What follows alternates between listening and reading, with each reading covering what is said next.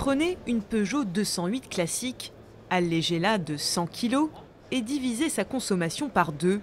Cela donne la 208 Hybrid R, un prototype dévoilé cette année au Mondial de l'automobile et qui consomme 2 litres au 100.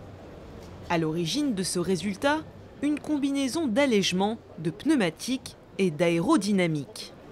Si vous voulez avancer en consommant moins de carburant, il faut améliorer l'écoulement d'air autour du véhicule. C'est pour ça qu'on a travaillé différents points. Alors, si on vient sur le véhicule, on peut les voir très facilement. On a travaillé par exemple tout ce qui est l'écoulement autour de la jante. Et on a des jantes spécifiques qui diminuent la résistance à l'avancement dans cette zone. On a aussi travaillé les rétroviseurs. Alors, je parle de rétroviseurs, maintenant on a mis des caméras beaucoup plus profilées avec une meilleure pénétration dans l'air à la place des rétroviseurs classiques. On a travaillé aussi l'arrière du véhicule parce que dans l'écoulement aérodynamique, le décollement de la ligne d'air sur la partie haute du volet est très importante, donc on l'a redéfini. Troisième point majeur qu'on a amélioré, c'est la résistance au roulement. On a pris des pneus très basse consommation. Ces pneus nous permettent de diminuer très significativement la résistance au roulement de ce véhicule. Autre élément clé, le choix d'une traction hybride R. Au final, cela donne un véhicule qui émet 46 grammes de CO2 par kilomètre.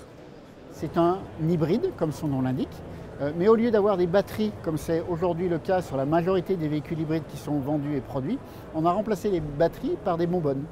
Et le principe, il est relativement simple. Dans cette bonbonne, il y a de l'air et de l'huile. Et donc, on stocke de l'énergie en comprimant cet air. Et quand on veut utiliser cette énergie, on détend l'air qui est dans la bonbonne, on expulse l'huile qui est dans cette bonbonne qui, via des durites de liaison, entraîne un moteur hydraulique qui est lié aux roues du véhicule. Et de cette façon, on arrive à faire avancer le véhicule sans utiliser le moteur thermique. Mais la 2 litres au 100 n'est pas l'apanage de PSA. Ce modèle répond à une demande du gouvernement lancée aux constructeurs français en 2012. Un défi relevé aussi par Renault qui présente Eolab, un concept car qui revendique une consommation d'1 litre au 100, soit 22 grammes de CO2 par kilomètre. Ses points communs avec la 208, l'abandon du diesel au profit de l'essence et l'hybridation, sauf que Renault a opté pour l'électrique. Eolab, effectivement, c'est une consommation record. 1 litre au 100, c'est en partie dû à une hybridation, à cette chaîne de traction très astucieuse qui allie l'électrique et le thermique. Mais Eolab, c'est bien plus que ça. Finalement, Eolab, c'est une façon de consommer moins d'énergie pour la même distance parcourue à travers deux piliers techniques qui sont l'allègement, la voiture est 400 kg moins lourde qu'une voiture actuelle, et l'aérodynamique, puisque la voiture a des propriétés de pénétration dans l'air très efficaces, 30% meilleures que les voitures actuelles. Avec cette technologie dite ZE hybride, Eolab peut rouler jusqu'à 120 km/h en mode électrique avec une autonomie de 60 km. L'utilisation de multimatériaux, acier, aluminium et composite, et même magnésium pour Eolab, a permis de pousser encore plus l'allègement de ces véhicules.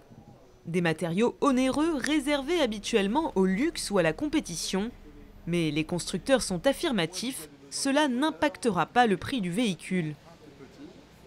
Le magnésium, il n'a pas de raison d'être fondamentalement plus cher que de l'aluminium à terme. Le minerai existe pratiquement partout dans le monde. Le coût derrière ça, c'est la transformation du minerai vers le métal. Et aujourd'hui, c'est vraiment une question d'offre et de demande. Eolab préfigure une voiture du futur qui est à peu près au même coût qu'une voiture actuelle. L'idée, c'est que la voiture reste populaire et donc que la plupart puissent se la payer, qu'elle soit abordable au plus grand nombre. On sait produire des voitures utilisant de l'aluminium à des coûts très maîtrisés.